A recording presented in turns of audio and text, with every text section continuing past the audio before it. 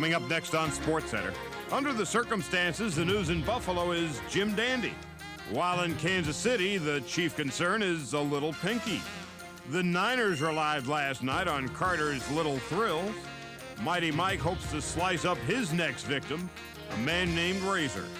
For Pete's sake, Princeton's in the top 25, and you'll meet the NHL's second leading scorer, who almost nobody knows, but you will on SportsCenter. Well, hi again, everybody. Welcome back to the ESPN SportsCenter, along with Tom Mees. I'm Charley Steiner. Here we are, 2 weeks to go in the regular season, and who do you got? You got Jeff Hostetler, and Matt Cavanaugh, and Steve Pallor, and Peter Tom Willis, and Mike Tomczak, and Frank Reich. These are the guys that are going to have to carry the banner for playoff-bound teams. Amazing. And in the New York metropolitan area, the one name you don't have is Phil Simms. You know, Charlie, Week 15 of the NFL season was not a good one for quarterbacks. If you just run down the list there, just ask the folks in Kansas City and Buffalo and the greater New York City area, where it appears now that the NFL Giants will have to live without quarterback Phil Simms for a while. Simms severely sprained his right foot in Saturday's loss to the Buffalo Bills. Now, the Giants have put Simms on the injured reserve list, which means he'll be out for at least 4 weeks. This would mean the Giants would play their first playoff game without Phil Simms at quarterback. Backup QB Jeff Hostetler replaces Simms and will make just his third NFL start Sunday when the Giants travel to Arizona to meet the Phoenix Cardinals. Now, there was good news and bad news for the Buffalo Bills and their fans today. The bad news was that tests on quarterback Jim Kelly's injured left knee indicated a partial tear of a ligament and some cartilage damage that will sideline Kelly a total of 4 weeks. The good news is that the Bills front office says that Kelly will be back for the Bills' first playoff game. Now, Kelly was hurt against the Giants last Saturday when one of his offensive linemen was blocked into his knee well after Kelly had delivered this pass. An MRI test result yesterday indicated only a partial tear of the ligament. Kelly was the NFL's top-rated passer before suffering the injury. The Bills brass says that today's news was the best they could have hoped for. Now, Kelly, by the way, credited his knee braces in this game for preventing a more serious injury. He's been wearing those braces since his USFL days with the Houston Gamblers. Frank Reich will quarterback the Bills Sunday against Miami. The Bills have clinched at least a playoff berth, but a win over the Dolphins would clinch home field throughout the playoffs for Buffalo and give the Buffalo Bills an extra week to help Jim Kelly's knee heal and get him back in the lineup. And in Kansas City, the Chiefs say that quarterback Steve DeBerg was released from the hospital today, remains questionable for the game Sunday in San Diego. DeBerg had a small pin inserted in his left ring finger on Sunday after breaking it in the loss to the Oilers. DeBerg is due to take some snaps Thursday and an attempt to play on Sunday. Like one of the doctors said, if I was a farmer, they'd just cut it off. You know, your little finger isn't that big a deal. Just cut it off, huh? Got quite a sense of humor, that Steve DeBerg. The Chiefs have 2 games left. If they win either one of those games, either this Sunday in San Diego or the last week in Chicago, they would wrap up a playoff spot. And now to the fights. Mike Tyson, coming off that awesome display 10 days ago in Atlantic City against Alex Stewart, takes his entourage and his traveling show on the road to Las Vegas Monday night, March 18th, when he'll face Donovan Razor Ruddock at the Mirage. Sources say that Steve Wynn paid a mere $2.6 million to host the fight. Guaranteed Wynn's going to make a lot of dough this time. Both Tyson and Ruddock come off impressive one-round knockouts against less than impressive opponents. But Ruddock is expected to mount more of a challenge to Tyson's air of invincibility than anybody before or since Buster Douglas. This is going to be a non-title fight, but more than likely the winner of Tyson Ruddock will face the winner of Holyfield Foreman for what should be the event of 1990. Meanwhile, Iron Mike stands to make $120 million from the Showtime cable network for anywhere between 10 and 12 of his next fights over the next 3 years that'll be shown on Showtime, which is getting heavily involved in the boxing business, putting together a monthly pay-per-view show that will charge about $20 per.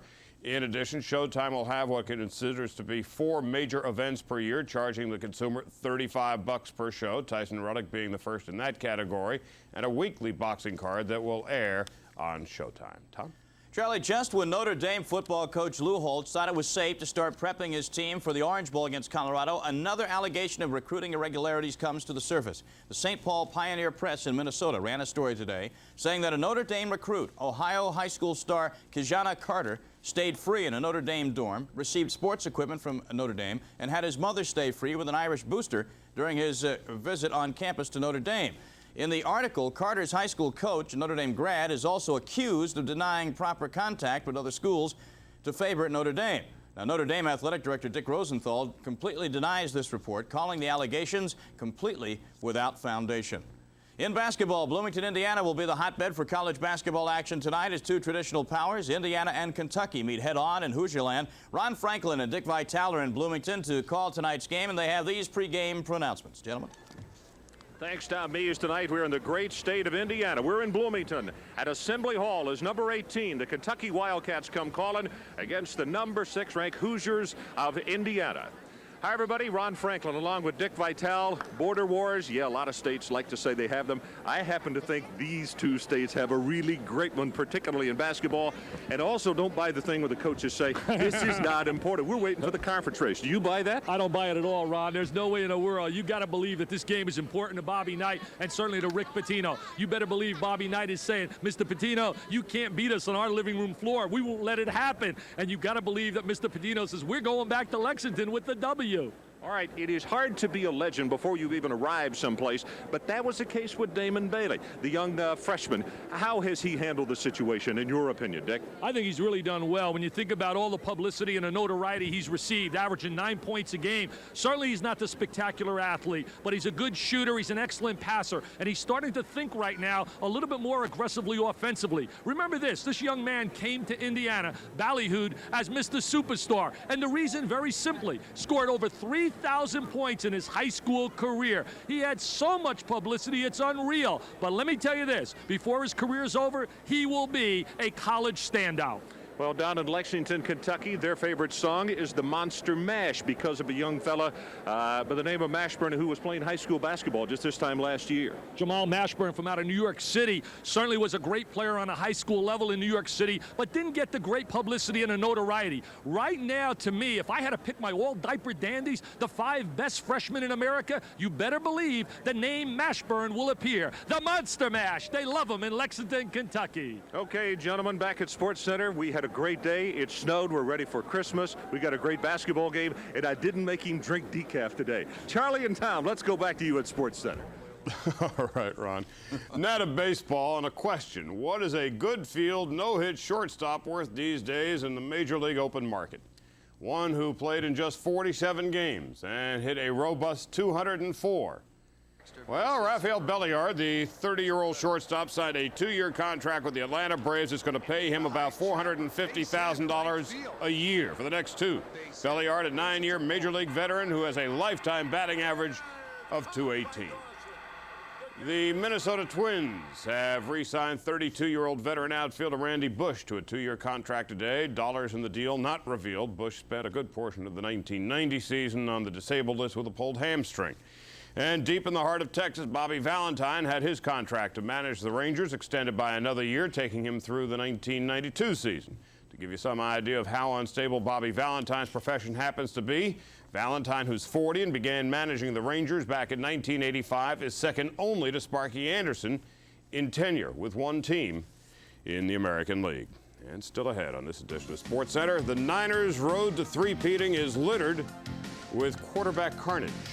And when we come back, we'll look back at the Niners' win last night in Anaheim that assured the San Francisco team home field advantage again throughout the playoffs. ESPN SportsCenter, brought to you by Bud Light. Everything else is just a light.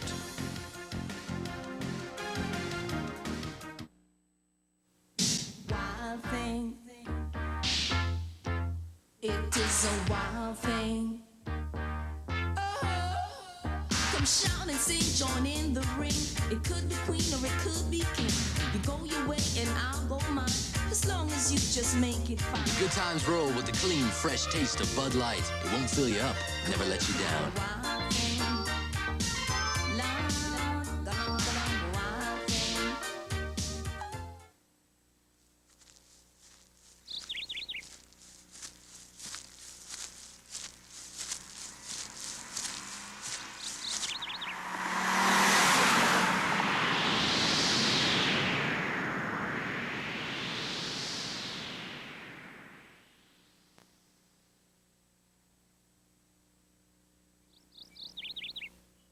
The new 20-valve 200 Quattro from Audi has just arrived.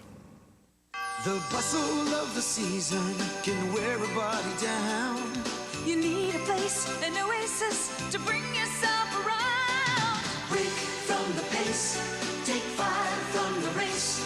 You know the one, McDonald's. It's Holiday Shopper Survival Days at McDonald's. Take a break where the welcome's warm, the food's hot, and the service is fast. McDonald's, for food, folks, and fun.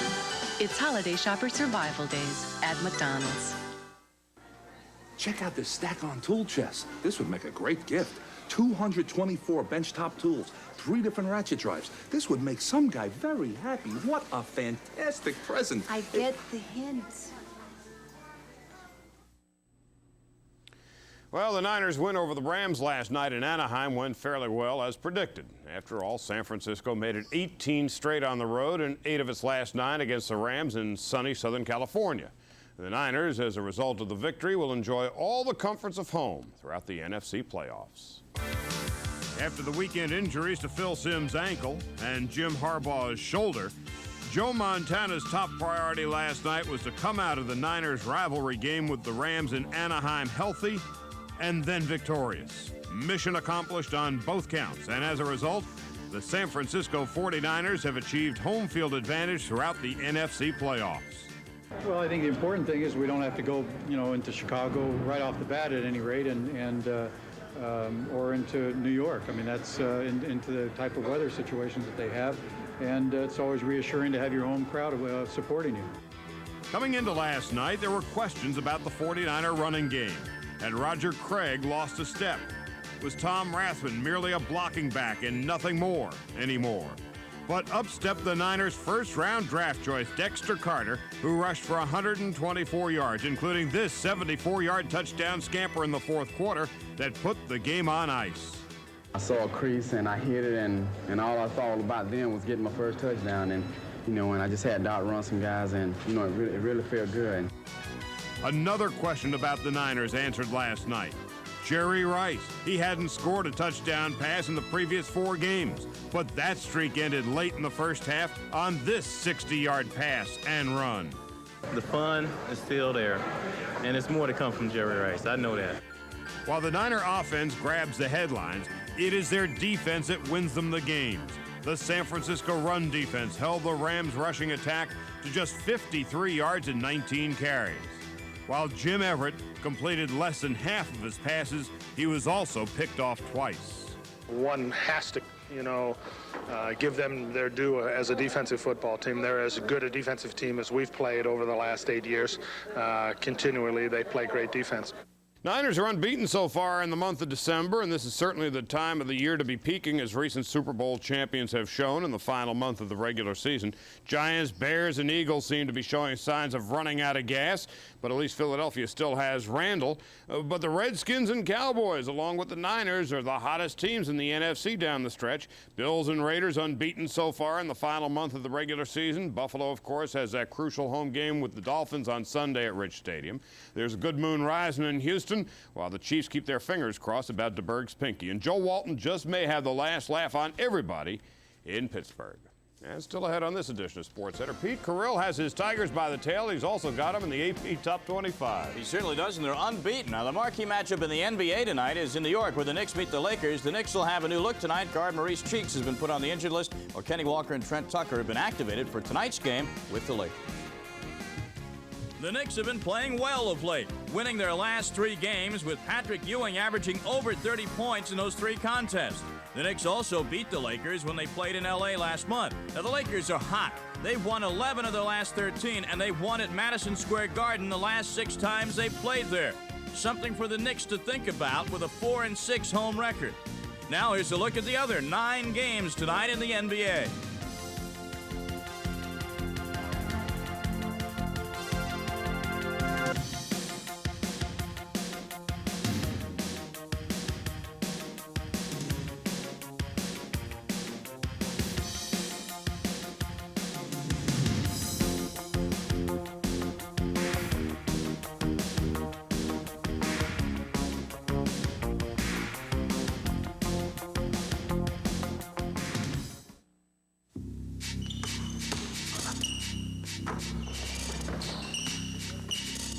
In the NBA, we work hard to be the best.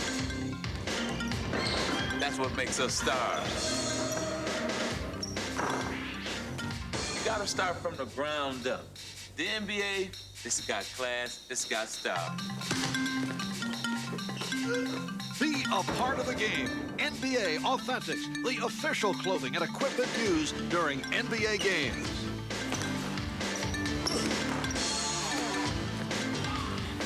NBA Authentics and you, made for each other. You can be what you want, and you are what you wear. Right, Vlade? NBA stvarnost je zaista tvrda. In any language, NBA Authentics, the real stuff. Your headquarters for officially licensed NBA merchandise is Merle Harmon's Fanfare in shopping malls coast to coast. Sunday night, the Denver Broncos, armed and ready for this AFC West shootout. The Seattle Seahawks will try to bust the Broncos. Live at 8 Eastern on ESPN Sunday Night NFL.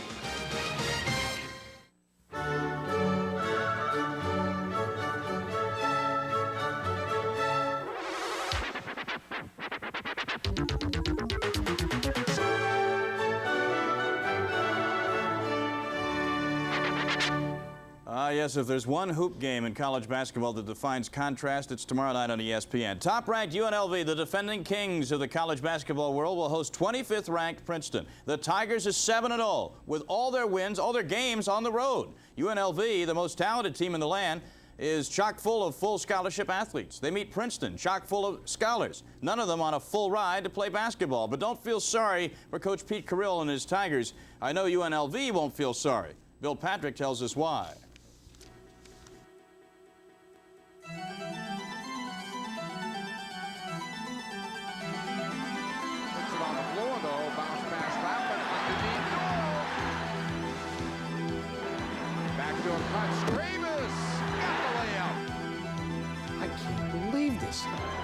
Looking for a passer. Good cut leftward. Lappin. Mueller fires. No, the Hoyas escape. I can't believe this. That would have been the greatest upset in the history of the NCAA tournament. Princeton's near upset of mighty Georgetown shocked the nation 2 years ago. But Pete Carril has been beating the odds and the Goliaths ever since coming to Princeton in 1967. 8 NCAA appearances, 10 Ivy League championships, 1975 NIT champions, and near deity by basketball purists. But notoriety has also created a monster. The Tigers' first home game is not until mid-January, when the Ivy League begins. Opponents, old and new, want nothing to do with the slower, smaller, but smarter Carril team. I'm glad we're not playing them anymore. Everybody says what a great game it was for New Jersey, and it wasn't a great game. It was a killer game for our players every year. You know, if you're a coach, you don't want to play against the Pete Carril team. Carril's key is preparation. Endless hours analyzing film, and in the gym, choreographing the principles of fundamental basketball. What do you got? You want, yo. Doesn't throw you the ball right away. He wants you to go back door. What do you want, a letter? The Princeton pursuit is precision, patience, movement, and mechanics. We take a good shot. That's our goal. 38 years ago when I started coaching, the third sentence that came out of my mouth as a junior high school coach in Easton was, we want to get a shot at the basket every time we have the ball. Right? And 38 years later, still a cardinal rule. But it's not that simple. Not even for an Ivy Leaguer. Yeah, this is my 4th year now, and I don't think I could say I fully understand the entire offense. It's extremely complicated. It's like I say, you're never going to fully understand it, but you just keep getting better at. Catch you with your 2 hands. Come on, go for the ball, reach for it. Carrillian gospel also transcends the game of life for his family of players. The most important thing that he taught me was that basketball was an extension of life. And the way you are off the court is pretty much the way you play the game. If you're selfish or greedy or you don't work well with others, you're going to play basketball that same way. And then there are Carril's court antics. Nobody experiences pain quite like Pete. Sure, I'm a sufferer. I don't know why. I don't know where I inherited that trait. But that just could have been me, by the way. Cantankerous, old relic from another era who still happens to be around while modern man roams the area. And that is why Pete Carril would just as soon live happily ever after coaching in the fairy tale world of Princeton. And let's take a look at our college hoop doubleheader tomorrow night at 7:30 Eastern Time, Missouri and Illinois. A very interesting interconference battle there. And then our marquee matchup, and who wouldn't want to watch this game, purist or not? What a game it should be. Princeton and UNLV. You like contrast, that's the game for you. Back to the fights, and Evander Holyfield, who knows a little something about the seedy world of boxing politics, is calling for professional politicians, the United States Congress, to look into the possibility that the federal government might regulate the sport that knows no regulation. 4 congressmen, along with Holyfield, at a news conference today in New York, including New York Democrat John Downey, who admits, with the Middle East uncertain and the economy seemingly out of control, it's hard to put boxing at the top of the priority list, however. There is a level of arrogance, greed, and exploitation in this sport that could be controlled. And it really will not take a great deal to do that, setting up a national commission of some sort, using the Occupational Safety and Health Administration to regulate the sport. We should not allow the exploitation of human beings, whether they're boxers or just individuals, to continue. And I think that it's going to be a very long time before any of this happens. But you're right. I mean, in terms of the great scheme of things, this is not priority number 1. This is E-SPAN, not C-SPAN. The Congress may pack a mighty political wallop, but Evander Holyfield has to worry about someone who hits even harder, namely George Foreman, come April 19th in Atlantic City. I'll have a burger, fries, and a Coke. At least that's what George would say to that. In the NHL scoring race, there is a Pittsburgh Penguin right near the top. And it's not Mario. He still hasn't played a lick. But John Cullen has. Who? This guy. We'll tell you all about him when we come back.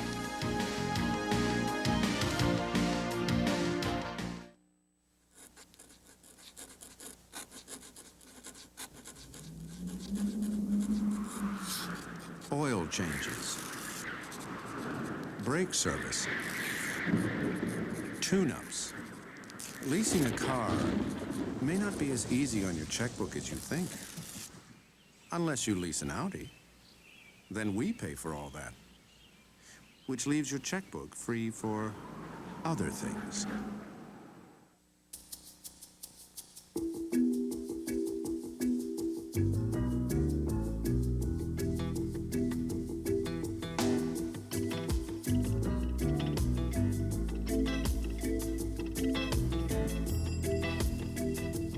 Darling, after 10 years, the only thing I'd change about you is your clothes. Bugle boy. Why don't you try this one on first? Oh, good. Energizer batteries on sale. So what did you get for Peter? A truck. Batteries not included. A video game. Batteries not included. A robot. Batteries not included.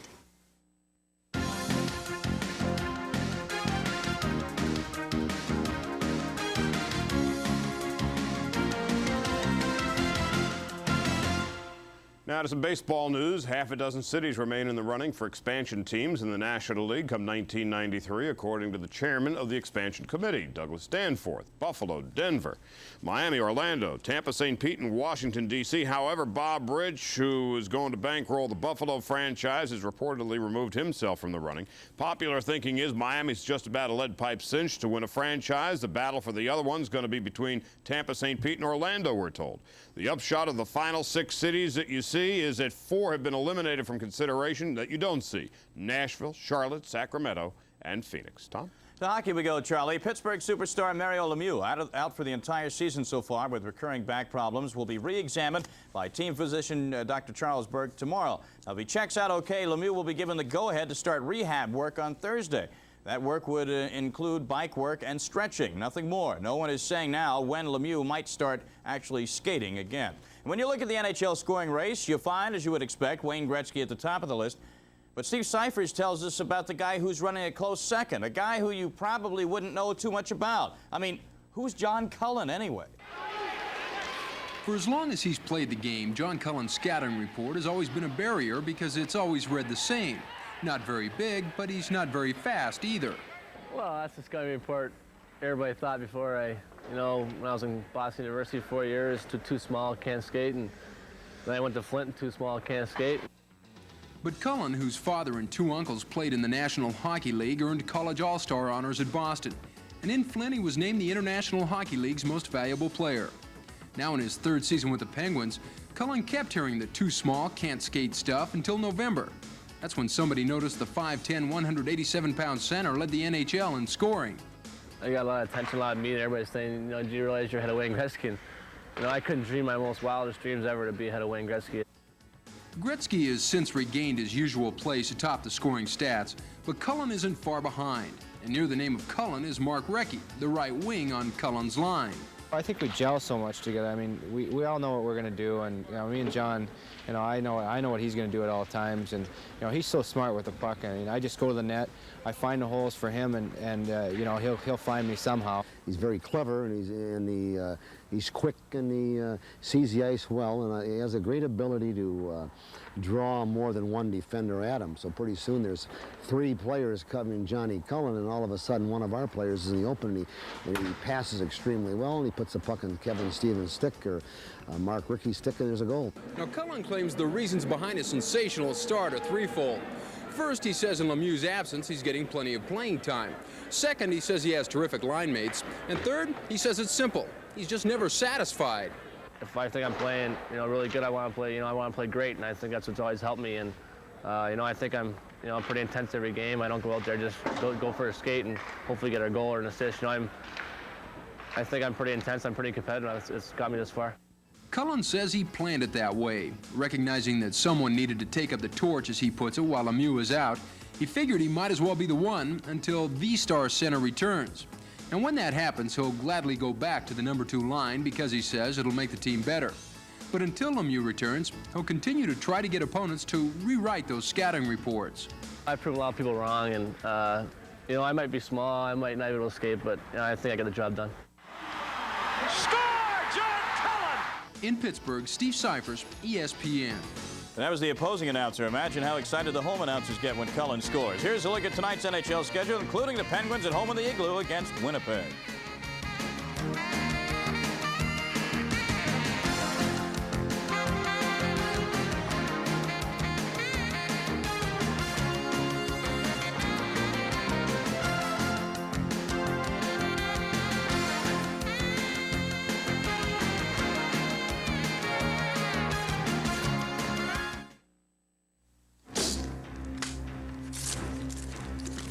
This month, an HBO original movie reveals how a bomb killed 270 people in an airline tragedy over Lockerbie, Scotland.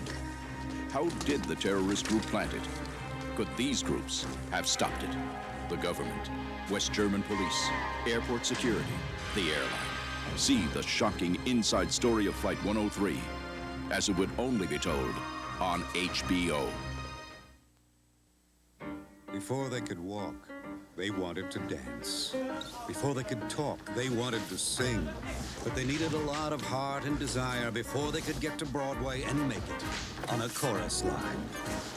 Now this Broadway legend is back and on tour. But if you want tickets, get to the box office early and get out your Visa card. Because this show won't be in town long, and it won't take American Express. Visa, it's everywhere you want to be. Wednesday night, Illinois takes on Missouri. Then it's David versus Goliath. UNLV is ready to defend their national title. Princeton is looking to become giant killers. Wednesday night, live on ESPN.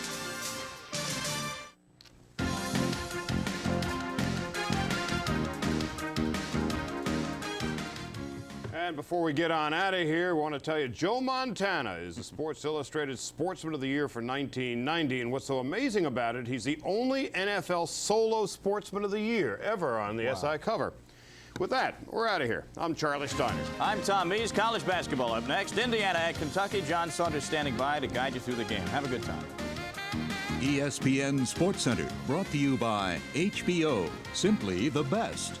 And by Visa. It's everywhere you want to be.